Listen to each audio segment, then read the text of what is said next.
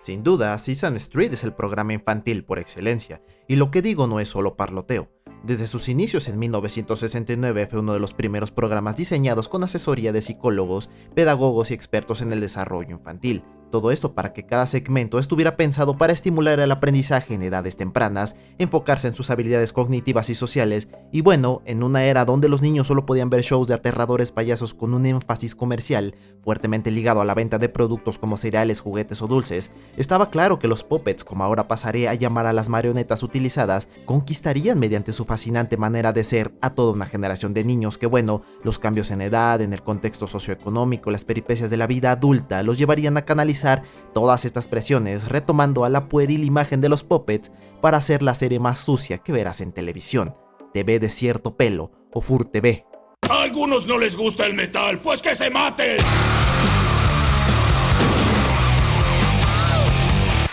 El ser humano siempre ha tenido ese impulso por expresarse, ya desde siempre se ha validado de avatares a los cuales darles voz. Es como una facilidad que les permite poder comunicarse a un público en específico sin la necesidad de exponerse a ellos mismos. La manera en la que, por ejemplo, marionetas y ventrílocos se han acoplado para presentar un sketch cómico de malentendidos. Es algo que se ha visto y replicado desde, vaya, épocas tan lejanas como el antiguo Egipto, Grecia o Roma. Pero al final del día, todos presentando a estos seres hacia el mismo público, el infantil. Puede ser que la imagen caricaturesca de estos seres con ojos y bocas grandes ayude a terminar de formar la imagen de exclusividad infantil, pero la llegada de un famoso titiritero vendría a cambiar las cosas. James Murray Henson, o mejor conocido como Jim Henson, no solo fue famoso por su maestría para usar títeres, también por la manera en la que usaba los mismos para dejar en claro sus mensajes. Saltaría a la fama mediante comerciales para distintas marcas y en donde ya empezaría a salir las primeras versiones de sus característicos monigotes. La torpeza pero simpatía de sus títeres llamaría la atención de la WRC-TV, un canal local de la ciudad de Washington, más tarde renombrada como NBC4, para producir una serie protagonizada por sus marionetas. Sam and Friends se emitiría entre 1955 y 1961, marcando un éxito a pesar de no tener la misma durabilidad que un show convencional, pero ya habría tiempo para eso. Sam and Friends marcaría el debut de uno de los títeres de Jim más reconocidos en el mundo, Kermit, curiosamente hecho improvisadamente con un viejo abrigo de Henson y un par de pelotas de ping pong como ojos.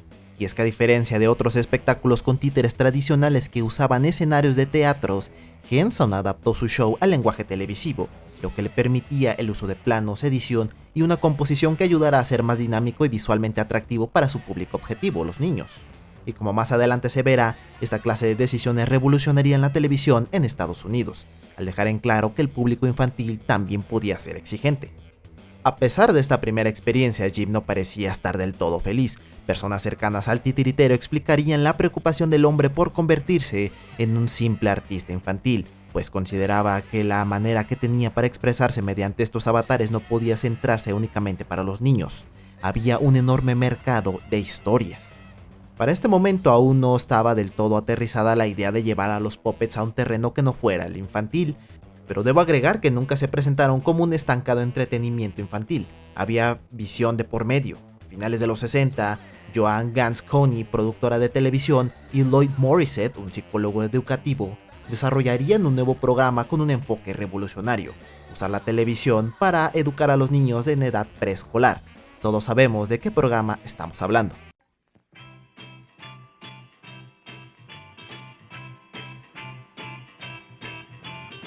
Y es que desde su primer intro, Sesame Street ya quería dejar en claro esta visión revolucionaria. Niños contemporáneos de los suburbios, clases trabajadoras y distintos colores de piel.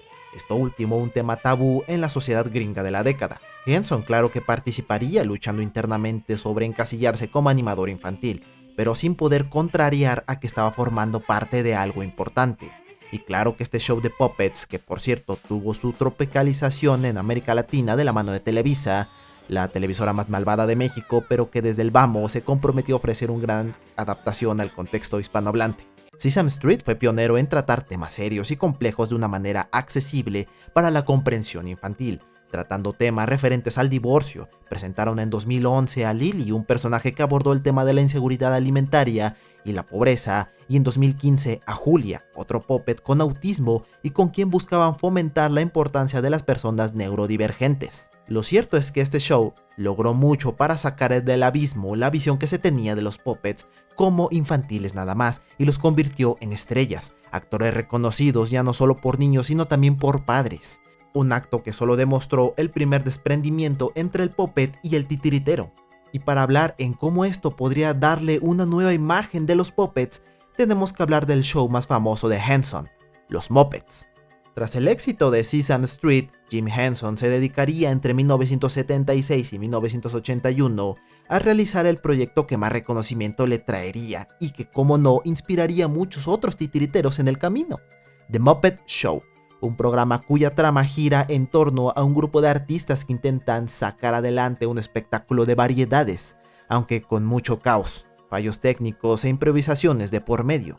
Y todo esto le daba ese toque que tanto revolucionó al subgénero de los puppets, la fantasía de ser seres con vida propia, funcionales en una sociedad y sobre todo talentosos. Esta década resultó extraña, pues al año siguiente, en 1977, Nolan Bushnell, uno de los fundadores de Atari, también crearía una franquicia de restaurantes llamados Chuck E. Cheese, un híbrido entre restaurante familiar y un salón de videojuegos. La diferencia de este lugar es que tenía que ver con los espectáculos de animatrónicos que ofrecía cada cierto tiempo en los establecimientos, reforzando la idea en los niños de que existía el estrellato entre figuras no humanas. Y mientras que las ideas de Henson en The Muppet Show se mantenían en una línea familiar, alternativas peculiares tendrían su lugar en el cine. Peter Jackson, famoso director neozelandés por haber filmado la trilogía del Señor de los Anillos, había empezado con una trilogía menos glamurosa, llamada la Trilogía de la Locura.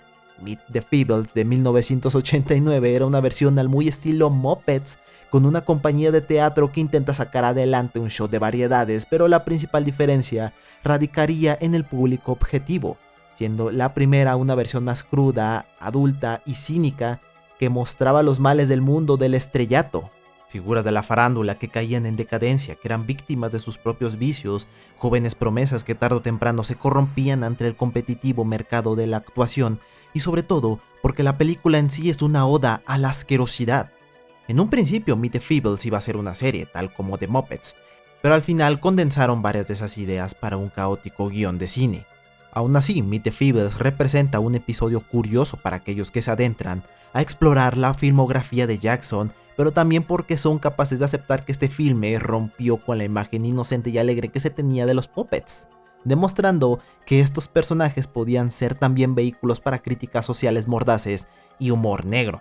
Tras este lanzamiento, lo que parecía una era en lo que ahora cualquiera podría utilizar a las ideas de Henson para realizar su propia versión pervertida de The Muppets, no pareció prosperar en la década de los 90. Tendrían que esperar al nuevo milenio para ver qué se podía hacer. En el año 2002, un programa llamado Crankjackers, una serie de cortos cuya principal gracia era escenificar llamadas de broma reales, utilizaban a los puppets como actores. La serie duraría hasta el año 2005. En 2003, Chile nos demostraría por qué es el mejor país del mundo, estrenando por primera vez 31 minutos, una reimaginación del concepto de los puppets trabajando en un programa, en este caso en un noticiario, pero aterrizado por primera vez en la realidad latinoamericana. Y sí, ya sé que 31 minutos no es un show de puppets para adultos, pero ¿cuántas veces tengo la oportunidad de mencionar a este gran programa en mis videos? La primera década del 2000 se convertiría en el caldo de cultivo perfecto para que cada vez se atrevieran a realizar más trabajos utilizando puppets, tal vez para abaratar costos más que otra cosa, pero indudablemente alejándolos de un concepto meramente infantil, ahora subversivo, pero sobre todo grotesco.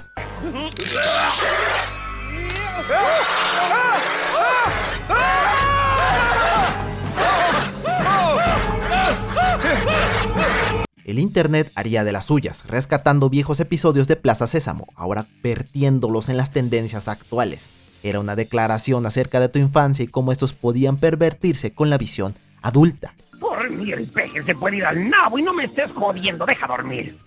Pero también involucrándolos en lugares donde no deberían estar los puppets.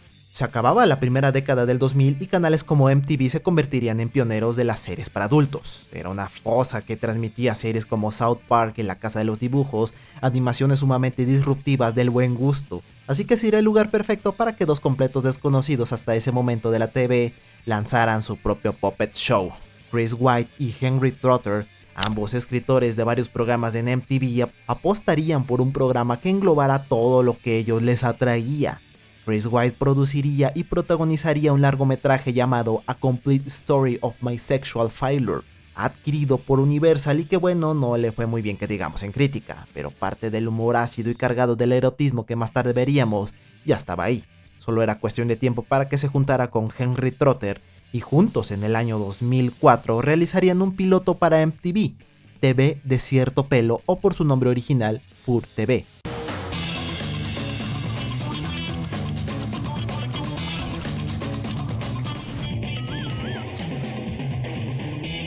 Aunque este se vería distinto, es obvio que el diseño dista un poco de lo que más tarde veríamos, pero también distaban mucho los temperamentos. Los tres protagonistas son Mervyn, un muñeco naranja demasiado inocente, torpe y adicto al Noport, Ed, un regordete color azul adicto a la comida, y Lapeño, un moneco verde de origen brasileño y mujeriego. Los tres son roomies en los suburbios del Reino Unido y esclavos de los placeres mundanos. Aunque como digo, parecen distar un poco las personalidades que más tarde veríamos, quizás la más resaltante de todas sea la de Ed, que parece ser más taimada y a comparación de su versión posterior, que es más impulsiva y violenta. Otra diferencia con la serie es que el piloto presentaba a una pareja homosexual sin relación alguna con el trío protagonista y que bueno, nunca se les volvería a ver. Este piloto, por más rudimentario que parezca, por más olvidado que aparenta ser, parecía apuntar para convertirse en el nuevo éxito del canal. Y no lo digo por nada cuando se le promocionó hasta al público latinoamericano con la participación de cantantes mexicanos reconocidos como Miki Huidobro de Molotov, Alex Lora del Tri o Jonas González de Plastilina Mosh, y además ser de las primeras series del canal que traducían también los títulos. La serie tardaría en obtener luz verde hasta 2008 cuando MTV UK produjo un total de 8 episodios, además de promocionar su propia app, una que por cierto no se encuentra información al respecto. La serie parecía ser autopromoción del canal, con los protagonistas abriendo varios episodios mirando el canal en específico, algo que recuerda a los inicios con BBC Bothead, quienes reaccionaban al canal, pero al menos ellos lo hacían con críticas mordaces. Sin embargo, comparar lo que lograron estos últimos con la notoriedad del canal TV de cierto pelo, no lo logra al final.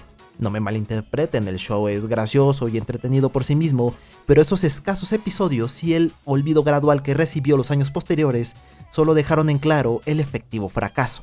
A ver, la serie parecía tener todo para resaltar del resto. Las laxas reglas de MTV le permitieron valerse de dos tropos en las series para adultos que nunca fallan: el humor escatológico y el sexo. Ahí tenían su propio cartel de advertencia al inicio de cada emisión, pero la manera en la que estaban llevando esto rebasaba el mal gusto. Empecemos hablando del sexo para desmonetizar este video de una vez. Ya desde el primer episodio, la serie constantemente tiene de fondo a mujeres con poca ropa, no cumpliendo otro rol más que el de fomentar la fantasía masculina de personajes como Lapeño, quien bueno, en varias ocasiones sostiene encuentros explícitos porque siempre es gracioso fomentar el fetichismo con mopeds en páginas para adultos.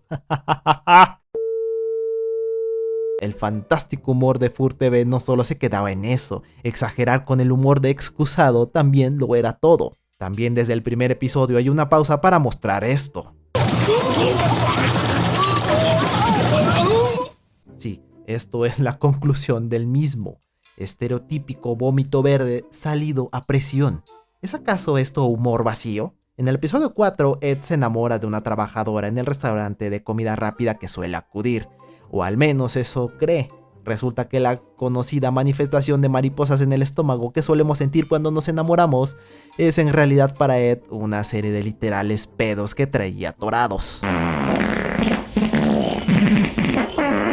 En el siguiente, en el quinto, el trío de roomies forma una banda de heavy metal que no logran distinguirse hasta que por accidente Mervyn descubre la hipotética nota marrón, una frecuencia de sonido que hace a una persona perder el control de sus esfínteres y se defeque encima. Y como ya habrán imaginado, efectivamente este episodio es un festival de mierda, literalmente. El episodio 6 se titula Trasero en la oscuridad. No hay sutileza en lo que tratará. El primo de Ed viene de visita, totalmente lo contrario a lo que el personaje. Su primo lo ayuda a llevar una vida más saludable, solo para que este termine hinchándose debido a un nabo que se comió. Y no queda de otra más que literalmente entrar al cuerpo de Ed empezando por el trasero, y encontrar el dichoso nabo que está ocasionando esto. Aplaudo brevemente las referencias a Apocalypse Now, pero no deja de ser sumamente grotesca toda la premisa. Y así podría seguir, ya que no hay episodio que se guarde un humor que no tenga por lo menos uno de los tropos antes mencionado. Al mismo tiempo que se transmitía TV de cierto pelo en MTV, en Nickelodeon teníamos esta cosa. No creo ser el primero en decir que esto le daba miedo de niño, y menciono a Mr. Mitty por el simple hecho de que a pesar de no compartir el mismo público objetivo, ambos estuvieron de acuerdo en que existía una relación entre lo grotesco y los puppets. Fur TV apostó por una estética grosera como declaración, rastrear sus antecedentes a través de la peli Meet the Feebles, donde se creaba este contraste entre lo tierno y lo depravado, buscaba los límites del buen gusto en televisión. En este sentido, el títere adulto puede leerse como un espejo distorsionado de la realidad, y para todo esto es hora de que nuevamente el mayor referente a los puppets en Estados Unidos moviera ficha. Ya desde sus inicios, Jim Henson tenía claro el potencial de los puppets para contar historias. Esos primeros atisbos podían verse en sus participaciones en programas de Saturday Night Live. Sin embargo, su temprano fallecimiento en 1990 no le permitiría poder presenciar el futuro en esos dos mundos. No sería sino hasta que sus hijos fundaran la división Henson Alternative, dedicada a la producción de contenido para adultos, y en el año 2018 estrenarían una película titulada The Happy Time Murder, una cruda historia policíaca con tintes satíricos, la oportunidad perfecta de que un buen humor para adultos y el uso de puppets podía funcionar, ¿verdad? Move the characters that have designated most of my... ¿Verdad? Ahí te van, ahí te van, ahí te van. Esta película fue dirigida por Brian Henson, uno de los hijos de Jim. Lo tenía todo, la herencia de su padre, el prestigio del apellido Henson en el medio y sobre todo el vasto material de títeres que su padre fue acumulando con el tiempo. Y aún así, y como TV de cierto pelo, esta película resulta un bodrio con el mismo humor vulgar, las mismas escenas incómodas de puppets detonándose y, como no, el humor de excusado de toda la vida. Saben, esto lo digo con mucho dolor cuando la historia en sí tenía lo suyo. Seguimos la vida del detective privado Phil Phillips, si no miento así se llama, y la oficial Connie Edwards, en una red de crímenes que involucra el asesinato sistematizado de puppets. Una historia que abre en un mundo donde humanos y títeres viven en una sociedad, aunque evidentemente con sus matices. En este caso abordando un tema racial, donde los puppets son como ciudadanos de segunda. Y sí, a pesar de también tener una trama cliché de policías con todo y el infaltable tropo de la pareja dispareja, al menos la manera en la que estaba construido su mundo, mostrando una era de decadencia en los puppet show, donde nadie los contrata más, lo convertía en la perfecta versión pervertida de la fantasía de un mundo donde conviven humanos y puppets. Y si el mayor referente a esta disciplina no logró traducir sin recaer en la vulgaridad las peripecias de la vida adulta con humor, ¿qué podía esperar de lo que había en otros lados? TV de cierto pelo obtendría una segunda temporada o algo así. La serie dejaría de serlo solo para producirse cortos entre comerciales. Uno donde Mervyn nos enseña sus habilidades culinarias, otro donde Ed presenta un infomercial ofreciendo sus servicios para reparar computadoras, u otro donde la Peño da clases de sexualidad para su público. Este resultaba más un intento por mantener a flote una serie que al final caería en el olvido durante muchos años. Y es una pena porque a pesar de haberle descrito la mayoría de los episodios, tenía algunos realmente buenísimos. El episodio número 7 trata sobre un duelo de DJs donde la Peño tiene que enfrentarse a un susodicho experimental japonés. O el número 9, donde también descubren una manera de ganar dinero formando parte de un clandestino club de luchas. Historias que, vaya, podían servir para alimentar más las personalidades de por sí escasas del trío, pero era más fácil dejarse ir por el humor vacío, ¿verdad? Sea eso una crítica social mal planteada, lo cierto es que TV de cierto pelo fue desestimada por muchos críticos que la catalogaron como una comedia de mal gusto sin mayor profundidad. Se puede argumentar que hay una crítica implícita a la banalidad contemporánea, a la masculinidad tóxica o a la cultura del entretenimiento. Al final parece que el lugar del puppet para transmitir verdaderos mensajes trascendentales siempre fue la TV infantil. El 24 de noviembre de 1983, Sesame Street transmitiría un episodio a manera de homenaje para el personaje de Mr. Hopper, interpretado por Will Lee, fallecido un año antes. Era dueño de una tienda en el vecindario y un personaje muy querido tanto por los otros personajes como por la audiencia. En vez de reemplazar al actor o hacer desaparecer al personaje sin explicación, decidieron abordar directamente el tema de la muerte, utilizando precisamente esa palabra para enseñarle a los niños el tema sin recaer en eufemismos como irse. Este episodio, en 1839, se convertiría en uno inusual entre la vasta cantidad que poseía la serie, pero al final, uno necesario. Mi búsqueda por verdaderas representaciones adultas en el puppet me hizo conocer Avenue Q, un musical de teatro para adultos que mezcla las marionetas y actores humanos para contar historias tragicómicas de la vida adulta. A través de una mirada cruda pero necesaria, este musical abordó las tribulaciones de los jóvenes adultos ante el desempleo, la identidad sexual, el racismo, las adicciones y la soledad. Una historia con la que garantizo muchos se sentirán identificados, y más cuando un puppet que solías ver de niño regresa a ti solo para poder decirte, al igual que tú, está luchando en esta batalla llamada vida. Fur TV o TV de cierto pelo representa una etapa de madurez o tal vez decadencia. Desde el origen de este tipo de entretenimiento, el uso de figuras de desparpajo, las marionetas han dejado de ser solo cosa de niños, y ejemplos como esta serie británica utiliza su lenguaje vulgar para desafiar las normas, jugar con la nostalgia infantil y poner en jaque a la corrección política. Al final, concluyo con que los puppets pueden ser groseros, y también lo que dicen de nosotros que nos causen risa o incomodidad, verlos actuar tan parecidos a los adultos, pero por favor, no miren No por the Muppets. ¿Qué diablo les pasa a ustedes? Y así acaba este video. No sabía cómo acabarlo, así que ese chiste espero que haya sido bueno. Pero bueno, ya saben que yo soy el García y cada vez estoy intentando hacer despedidas más cortas, así que no olviden comentar, suscribirse, darle a la campanita, darle like, todo lo necesario por favor para que este canal siga a flote. Y es gracias a ustedes. Nos vemos en un próximo video. Los quiero mucho. Chao.